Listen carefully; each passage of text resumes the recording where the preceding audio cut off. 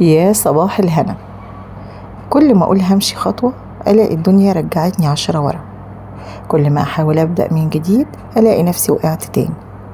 هو انا فاشلة ولا انا بس تعبت من كتر ما بحاول؟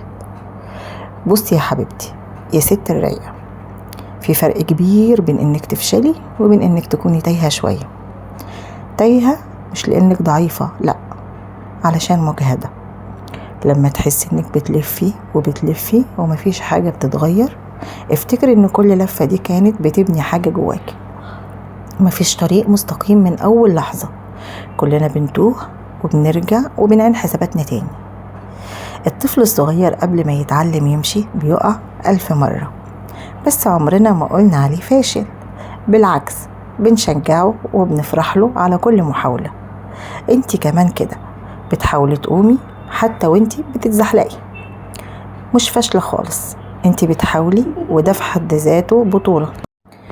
محدش بيشوفك وانتي بتخبي دموعك علشان ما تعيطيش قدام عيالك، ولو انتي بتقومي من السرير بالعافية علشان تروقي البيت، ولو انتي بتحاولي تبتسمي في وش الناس وانتي من جوه بتتكسري. بس انا شايفاكي وحاسة بيكي وبقولك انتي مش لوحدك، انتي مش سوبر ست، انتي بني ادمة، ليكي قلب وليكي طاقة وليكي وقت تعب لازم يتشاف ويحترم. لازم تحسي بنفسك قبل ما اي حد يحس بيكي. الضغط ده كله ملوش لازمة. ما ينفعش كل يوم تصحي وتحاولي تبقي 100 حاجة في وقت واحد. ست بتشتغل وبتطبخ وبتذاكر وبتضحك وبتربي وبتحل مشاكل الناس، وكل ده وانتي مش مسموح لك تتعبي. لا يا ستي، خدي راحتك، عيشي على قدك وتكلمي عن وجعك. انتي نيتك دايما حلوة، بتسعي وبتجتهدي وبتحاولي تفرحي اللي حواليكي، بس ليه مش بتفرحي نفسك؟ ليه بتحاسبي نفسك على كل تفصيلة صغيرة؟ ربنا مش بيحاسبنا على النتائج، بيحاسبنا على السعي. السعي بس، ودي حاجة تستاهلي تقولي لنفسك فيها أنا بعمل اللي عليا والباقي على ربنا. بصي يا حبيبتي يا قمرايا يا أحلى ست رايقة، كل المجهود اللي بتعمليه وكل المحاولات اللي تعبتي فيها واللي كل مرة قلتي يا ريتني مرتحتش ولا حاولت، دي مش ضعف، ده نداء من جواكي بيقولك ارجعي للي خلقك، اللي فهمك، اللي شايف دمعتك اللي محدش شافها. انت مش محتاجة توصلي لآخر نقطة انهيار علشان ترجعي لربك. كفاية تقوليله يا رب أنا تعبت، مش قادرة أكمل، شيل عني. قوليها بكل بساطة من قلبك وبالطريقة اللي تحبيها واللي انت تحسي بيها. هو هيشيل عنك، هيبعتلك سكينة وراحة وأمان. مش شرط يتغير اللي حواليكي، بس اللي جواكي هيتصلح. انت محتاجة لحظة هدوء، تسجدي، تدعي، تعيطي، تفتحي المصحف كده وتحسي انك بتتكلمي مع ربنا. اللحظة دي بس قادرة تغير طاقتك كلها، قادرة ترجعي روقانك وسكينتك وقلبك. وربنا دايما بيحب العبد اللي بيحاول حتى لو وقع 1000 مرة. فاوعي تفتكري انك لما بتضعفي بتبعدي عن ربنا، بالعكس، ده اكتر وقت بيبقى هو قريب فيه منك، بس مستنيكي تقوليله انا رجعت لك. حاسة انك مش قادرة، مشكلتك مش انك فاشلة، مشكلتك انك مجهدة. انت محتاجة وقفة.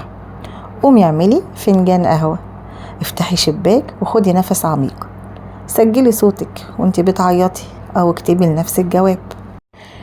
اعملي لنفسك تفصيلة صغيرة، اي حاجة تفصلك لحظات عن الضغط اللي انت عايشة فيه، وان انت مش آلة، انت روح وتعبانة ومحتاجة هدنة. عارفة، انا ساعات او احنا كلنا ساعات بنبقى قاسيين على نفسنا اكتر من اي حد. بنقسى علشان نحس اننا كويسين واننا قدها واننا نستحق، بس الحقيقة انك تستحقي تتحبي وتطبطبي وتتسمعي من غير ما تعملي اي انجاز. كفاية انك موجودة، كفاية انك بتحاولي. خدي دقيقة كده وقولي لنفسك انا فخورة بيا، رغم كل التعب، رغم الضغط انا لسه واقفة. انا جاية اقولك النهاردة انتي مش فاشلة، انتي بطلة بس في صمت. انتي بتعملي اللي تقدري عليه. انتي محتاجة بس تطبطبي على روحك وتصدقي ان في بكرة احلى. وطبعا بكرة هيبقى احلى ايه؟ بالاذكار وبقربنا من ربنا عز وجل زي ما قلنا، وان طول ما اذكارك ملازماكي طول ما بركة ربنا معاكي، وان ان شاء الله بكرة هيكون جميل، بكرة وبعده هيكون اجمل واحلى بحسن الظن واليقين في الله. مش علشان الدنيا هتتعدل فجأة، بس علشان قلبك لو ارتاح كل حاجة ممكن تتغير. بصي يا ست الكل يا رايقة، في حاجة كده بتاكل في طاقتنا كل يوم من غير ما نحس، وهي المقارنة. كل ما تدخلي على السوشيال ميديا وتشوفي واحدة شكلها دايما مرتبة، أو ست بتقول إنها خلصت شغل وذاكرت لولادها وطبخت وعملت سكراب كمان لبشرتها، تحسي إنك أقل، تحسي إنك بطيئة. لكن الحقيقة انت بتقيسي حياتك الحقيقية بصورة حد اختار يشارك لحظة واحدة بس. يعني اوعي تشوفيني دلوقتي وانا قاعده قدامك ومجهزه فنجان القهوه والشكل الحلو اللي انت شايفاه ده ان الدنيا كلها زي ما انت شايفه.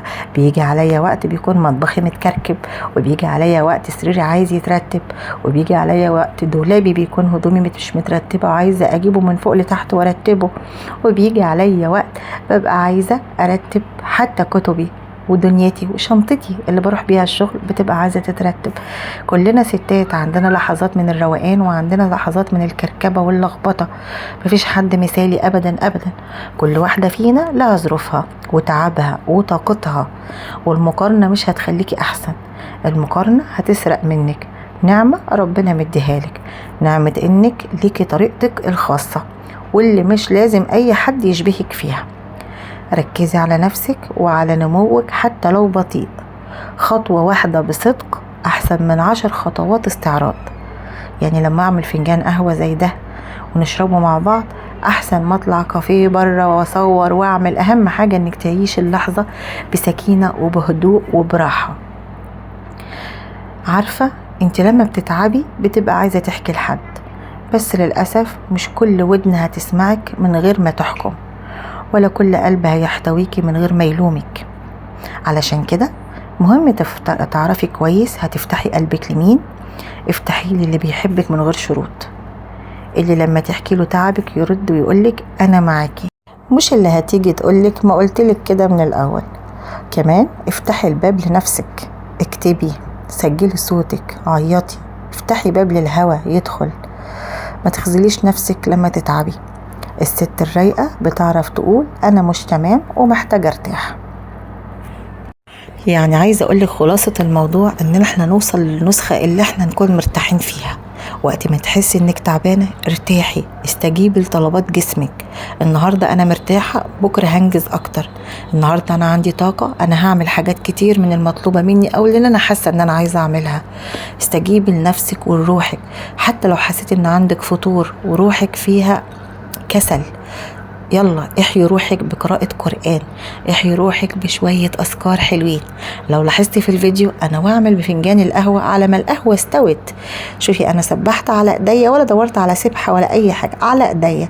تخيلي في الثواني أو الدقيقة اللي اتعملت فيها القهوة أنا حطيت في ميزان حسناتي كم تسبيحة، عملت لنفسي راحة وسكينة قد إيه. شوفي لما تعملي شوية بخور زي دول يطردوا الطاقة السلبية من بيتك ومن روحك. ويا ريت لو البخور تقرأي كمان عليه قرآن، يا سلام، هيبخر لك البيت ويخليه قمر القمر. وزي ما متعودين دايما عندنا عادة الامتنان أو الشكر على النعم. يلا دايما صلي على محمد. اللهم صل وسلم وبارك على سيدنا محمد وعلى آله وصحبه أجمعين. دايما صلي على النبي كتير، اذكري ربنا أكتر وأكتر، واحمدي بقى ربنا على كل النعم اللي عندك أكتر وأكتر وأكتر وأكتر. يلا اكتبي ورقة كده وابدأيها بكلمة الحمد لله على، وابتدي بقى شوفي رضا ربنا عليكي والنعم اللي ربنا اديهالك. هتستشعري الراحة والسكينة والهدوء اللي جايين منين؟ جايين من رب العباد اللي عالم بقلبك وبروحك وبوجعك، اللي مهما تحكي البشر عمرهم ما يحسوا بيكي قد ربنا عز وجل. ربنا يا رب يرزقنا السكينة والراحة والرضا، ويرزقنا ويلهمنا الدعاء ويلهمنا الرضا بأقداره. شوفوا سبحان الله، أنا بكتب اهو كلمة الدعاء. أهم حاجة تكوني راضية من جوه، والرضا مش كلمة بس. ارضي على وقتك وانت تعبانة، وارضي عن نفسك وانت مرهقة، وارضي عن نفسك وانت طاقتك زيرو، لان هيجي عليكم يوم وطاقتك الطاقة بتاعتك هتبقى فل فل فل. يعني ايه؟ يعني تمام تمام تمام. اشحني نفسك زي ما بقولك اهو، سواء كان بأذكار، بقراءة قرآن، او كتب تدعمك نفسيا. يعني فاتتني صلاة ده هفضل اقول لكم عليه، الكتاب ده غاية في الروعة، غاية. مش فكرة صلاة بس يا بنات، ده ما شاء الله تبارك الله، بيخليكي تحسي ان انت يعني كل حاجة صعبة عليكي هي سهلة بس نتعود. يعني كلمة إلا المصلين دي يعني تخليكي كل يوم تجيبي سجادتك كده قبل الأذان وتقعدي تستني الصلاة. من جمالها وحلاوتها ربنا يرزقنا يا رب إقامة الصلاة، وارزقنا لذة الصلاة ولذة الخشوع في الصلاة. إلا المصلين، إلا المصلين. صدقوني الراحة في سجادة، الراحة في بعض الآيات من القرآن وحروفه، الراحة في ذكر بتقوليه وقت ما تحسي إنك مخنوقة: لا إله إلا أنت سبحانك إني كنت من الظالمين.